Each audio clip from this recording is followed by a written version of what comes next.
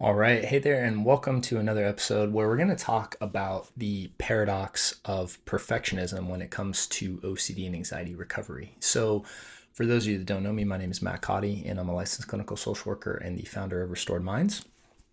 If you are looking for help on your journey to recovery and you are looking for guidance and resources, I have some links down in the notes, as well as you can head over to restoredminds.com to really get started on some resources that we have for you that will really, I think, help clarify a lot of this journey and really get you on the right path. Also, if you are benefiting from the show, please help out our show by liking, subscribing, and leaving a nice comment or review on iTunes and Spotify, as it really helps the algorithm.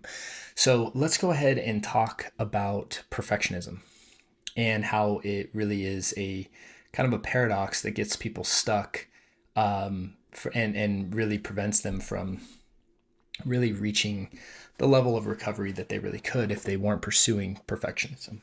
So, perfectionism can take on a lot of forms when it comes to OCD and anxiety, right? It can, there's all sorts of ways that can manifest. And what I'm really talking about here is trying to implement the tools perfectly, or really getting down on yourself for having setbacks, or trying to be perfect on how you implement ERP or the AAA response, or acceptance commitment therapy. um, and we want to really, again, hammer home the idea that perfectionism is something that we do out of fear, right? That's like the whole energy of perfectionism is I need to be perfect, or it's either this all or nothing, black or white thinking.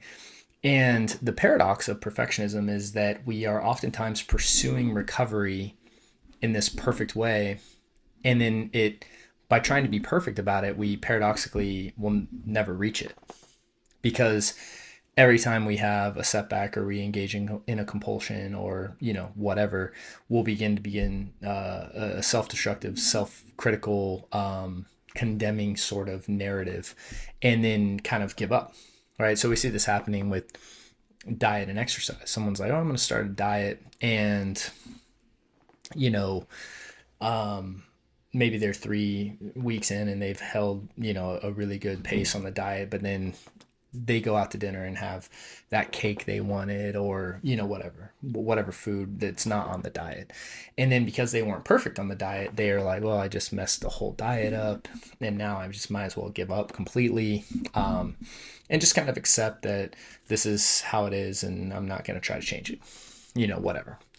And the same kind of thing happens with OCD and anxiety, is that a lot of people think that they have to be perfect in order to recover. And this narrative is very counterproductive. So that's why I wanted to address it.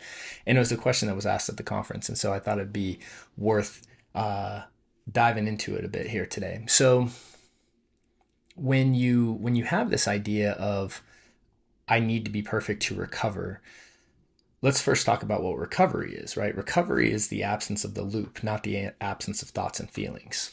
And the way the loop forms is by engaging in behaviors that reinforce the thoughts and feelings, and then we get stuck in that loop. And so when we're practicing recovery, we're not engaging in the safety behaviors or the compulsions that are feeding the loop. But a lot of people, when they're engaging in, or they're trying to implement, let's say, the AAA response, or and if you don't know what the AAA response is, please check out my book. I'll have a link down in the notes. But yeah, if you're trying to be perfect at it, usually you're doing that to try to get rid of the thoughts and feelings, and you're trying to solve the wrong issue. And again, recovery is something you practice, you get better at over time, just like OCD is something you practice. And the idea of perfectionism doesn't exist. And so what we really want is the scale tipped in our favor of what we really want to get better at. That's a better way to look at this, a healthier way to look at this.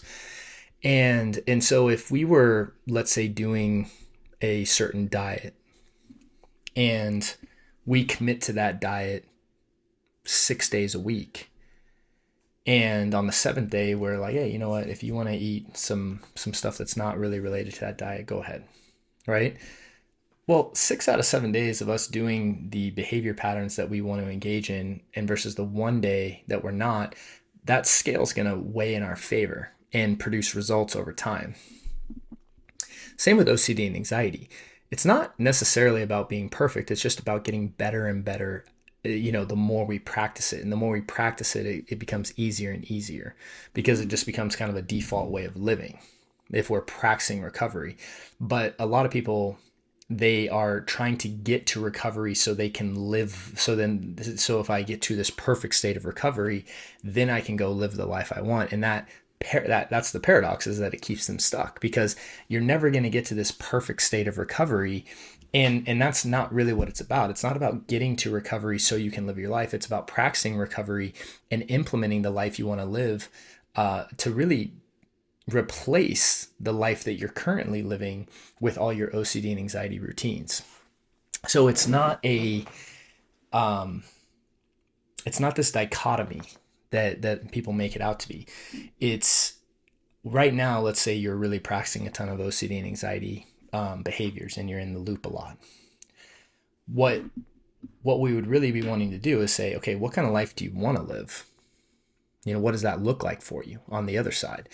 And then realizing that loop is preventing you from living that life. So what we do is we start practicing recovery by not engaging in those behaviors and really living the life you want to live, in spite of the thoughts you may be having, in spite of the feelings you may be experiencing. We're not engaging in those behaviors, and we're practicing what it would look like to live in a state of recovery. We're not implementing the tools to get to this state of recovery to then try to go live how we want to live.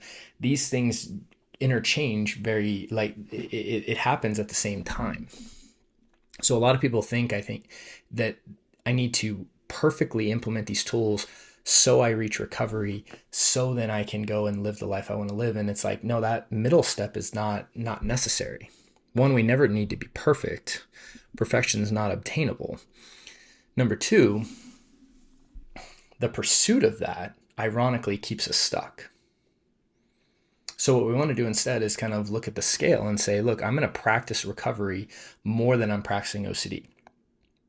So if you're going to 1 hour of ERP sessions a week and then practicing OCD the rest of the week, well, which one are you going to get better at, right? Like, of course, you're going to be better at OCD, and you're not really going to see a lot of improvement in your life. If anything, OCD is probably going to get worse. What we don't want to do is we don't want to get caught in the idea that, what we don't want to do is start looking at our practice in an unhealthy way. And so we really want to say, hey, I want to practice recovery. That's what this looks like. And then I want to start eliminating my practice of OCD. And we want to have the scale very outweighed in the recovery stage as opposed to the OCD stage. And so that's where I think perfectionism is just it's kind of like this trap that people fall in. And I wanted to point that out and talk about that today, because I think that it's something that is very paradoxical, but very preventative if you really stop looking at this idea of perfectionism and recovery being this thing you need to reach, as opposed to recovery being this thing you need to practice and get better at. So hope that was helpful. And with that, wish you guys a great day, and I'll look forward to seeing you on the next episode. Hey there. So if you enjoyed that video, we've linked up a few more videos that we think you'd find helpful as well. And if you have found this helpful, we'd really appreciate your support by liking and subscribing. And if you're looking for help and guidance, please check out restoredminds.com, as we have several options for you to get started. See you guys soon.